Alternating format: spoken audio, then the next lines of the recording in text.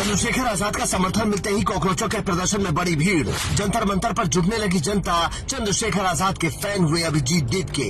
सोनम वांगचुक पर भावुक हुए सांसद, कर दिया बड़ा ऐलान, होगा घमासान। क्या चंद्रशेखर आजाद को अपनी राजनीति की फिक्र नहीं है या फिर उन्हें अपने वोट बैंक की चिंता नहीं है? क्योंकि अब उन्होंने खुलकर कॉकरोच जनता पार्टी के समर्थन का ऐलान कर दिया है और उनकी पार्टी के नेताओं ने बाकायदा लिखित समर्थन पत्र सौंपा है, जिसके बाद जंतर मंतर का नजारा अब बदलने लगा है। अचानक से भीड़ बढ़ने लगी है। ये देखकर अभिजीत दीप के खुश हो रहे हैं और चंद्रशेखर आजाद का शुक्रिया अदा कर रहे हैं। मैं अभी आप सभी लोगों का बहुत बहुत धन्यवाद करना चाहता हूँ और खास करके चंद्रशेखर भाई साहब का भी धन्यवाद करना चाहता हूँ, जो उन्होंने हमारी मूवमेंट को सपोर्ट किया है। और हम लोग अगर साथ में मिलकर लड़ेंगे तो मुझे पूरा यकीन है हम इस्तीफा लेकर ही रहेंगे। बहुत बहुत धन्यवाद, बहुत बहुत धन्यवाद।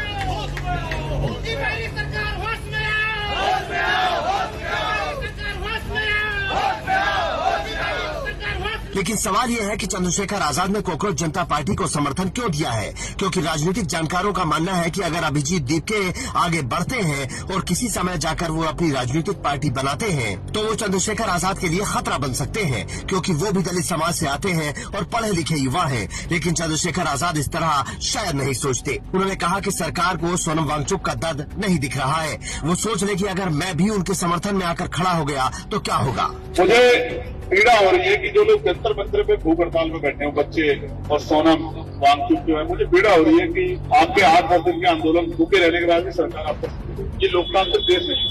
यहाँ तो आंदोलन के आगे बड़ी बड़ी सरकारें जुट जाया करती, लेकिन अब तो डिक्टेटरशिप होगी। मर जाए, आत्महत्या कर ले, कोई फर्क नहीं पड़ता।